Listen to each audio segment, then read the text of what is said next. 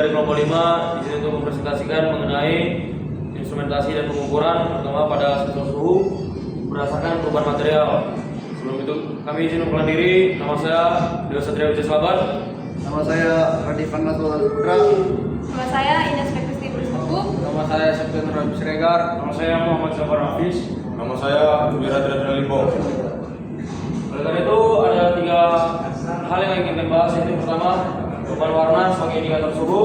Yang kedua, perubahan material yaitu mengambil barometric cone atau sugar cone. Kemudian kesimpulannya, prinsip perubahan material sebagai sensor suhu. Yang kami bahas itu pertama perubahan warna sebagai indikator suhu itu termokromi, indikator kimia, skala suhu visual. Kemudian ada barometric cone yaitu prinsipnya konstruksi aplikasi pada industri keramik dan tungku. Kemudian akan kami rangkum yaitu pada kesimpulan prinsip umum perubahan material sebagai sensor suhu. Definisi sensor suhu. Sensor suhu adalah perangkat yang mengubah besaran suhu menjadi sinyal yang dapat dibaca. Pada tipe perubahan material, suhu dideteksi melalui perubahan sifat fisik atau kimia dari material sensor.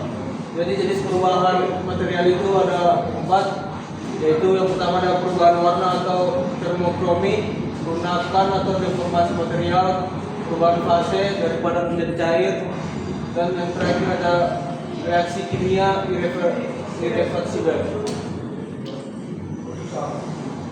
Untuk bagian pertama, perubahan warna sebagai indikator suhu. Termokromi adalah sifat material yang mengubah warna secara reversibel atau irreversibel sebagai respon terhadap perubahan suhu. Yang pertama ada termokromi reversibel. Material berubah warna saat suhu naik dan kembali ke operasional saat suhu turun. Contoh dari termokromi reversibel ini yaitu tinta termokromi pada mug, stiker suhu botol baik. Yang kedua ada termokromi reversibel. Material berubah warna secara permanen setelah mencapai suhu tertentu, berguna sebagai indikator pernah terpapar panas. Contohnya termokromi reversibel ini yaitu label sterilisasi indikator makanan beku. Lalu yang terakhir ada kristal cair termokromi. Kristal cair atau liquid kristal memantulkan gelombang cahaya yang berbeda pada tiap suhu menghasilkan spektrum warna. Contohnya termometer dari strip akuarium. Selanjutnya adalah contoh penerapan sensor berbasis warna. Yang pertama adalah termometer strip, itu pada medis dan akuarium, menggunakan kristal cair termokromik dalam strip transparan, di mana warna berubah sesuai suhu tubuh atau air. Nah, termometer strip ini murah dan mudah digunakan. Yang kedua ada indikator sterilisasi pada industri medis, digunakan pada kemasan alat medis untuk mengkonfirmasi proses sterilisasi atau autoclave telah mencapai suhu yang diperlukan, yaitu 121 derajat Celcius. Selanjutnya yaitu label suhu botol bayi, yaitu untuk keamanan pangan. Indikator irreversible yang berubah warna jika suhu produk melebihi batas aman, yang dimana mencegah paparan panas berlebih. Dan yang terakhir yaitu tinta termokromik, digunakan pada sirkuit PCB sebagai indikator overheat dan pada kemasan minuman yang berubah warna saat minuman cukup dingin. Lalu di sini saya akan menjelaskan tentang barometric cone. Sugar cone adalah piranti kecil berbentuk kerucut piramida dari campuran bahan keramik yang dirancang untuk menampung band pada suhu panas. Temperatur tertentu. Konstruksi ini terbuat dari campuran oksida keramik, silika, aluminium, serta flux. Lalu berbentuk piramida 3 sisi, tingginya sekitar kurang lebih 5 cm. Lalu komposisi disesuaikan untuk tiap nomor cone yang merepresentasikan tentang suhu tertentu. Cara kerjanya yakni diletakkan di dalam tungku pembakaran bersama produksi yang dipanaskan. Saat energi panas kumulatif tercapai, ikatan materi melemah, lalu baru mulai melengkung. Setelah itu, cekon menyentuh bulan dasar sama dengan indikasi suhu keramik telah terpenuhi.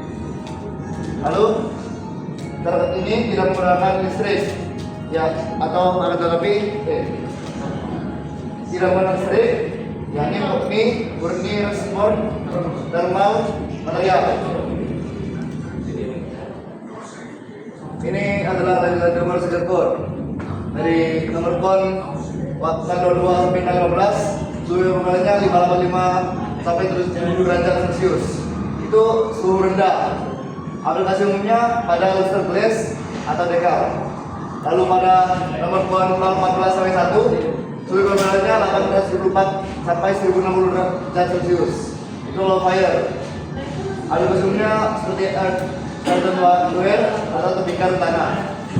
Lalu nomor kon 2 sampai 6, suhu rendah 1102 sampai 1222 derajat Celcius dalam kategori mid-fire, yakni aplikasi umum dalam software umum. Lalu nomor kon 8 sampai 10 pada derajat 1263 sampai 1205 derajat Celcius, yakni dalam kategori high fire. Aplikasi umumnya pada perselen dan software industri.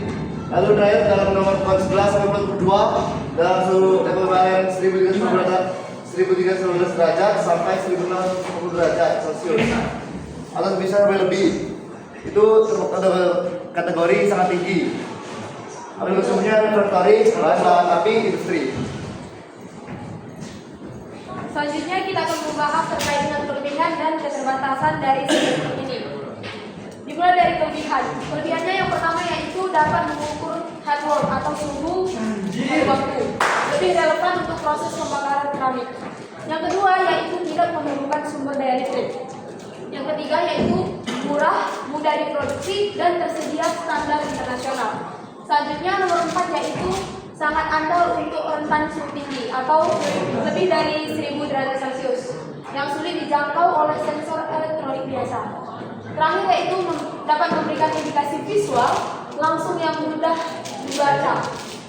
Lalu dilanjutkan dengan keterbatasan dari segerkon. Yang pertama yaitu hanya single use atau tidak dapat digunakan ulang setelah melengkung. Yang kedua yaitu tidak memberikan penjelasan mengenai real time.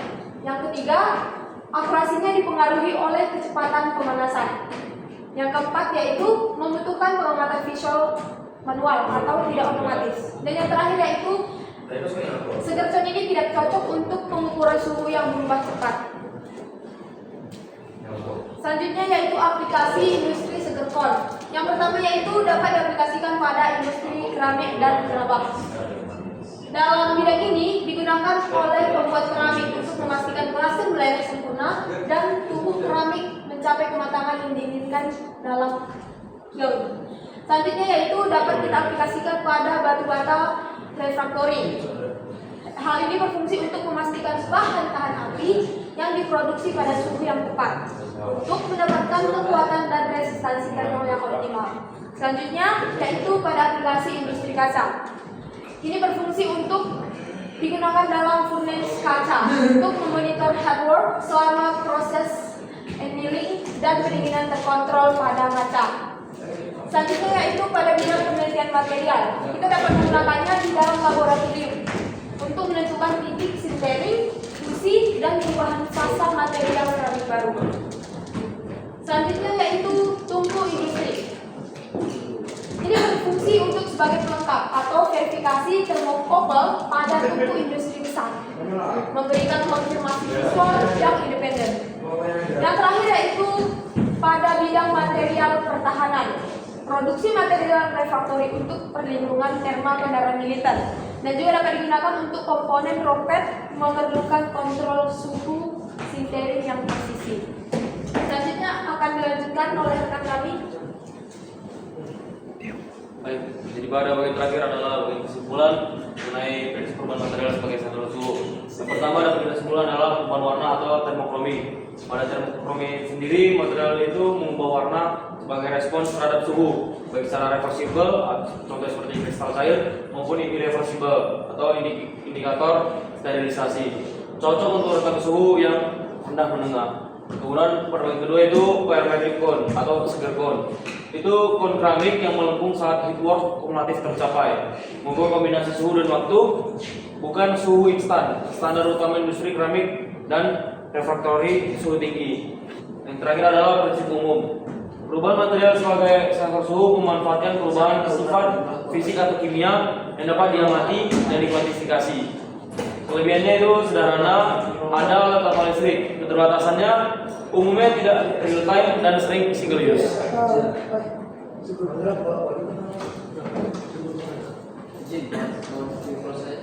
Baik, itulah akhir dari presentasi kami mengenai instrumentasi dan pengukuran pada perubahan suhu. Sekiranya bermanfaat, terima kasih. Terima kasih. Terima kasih.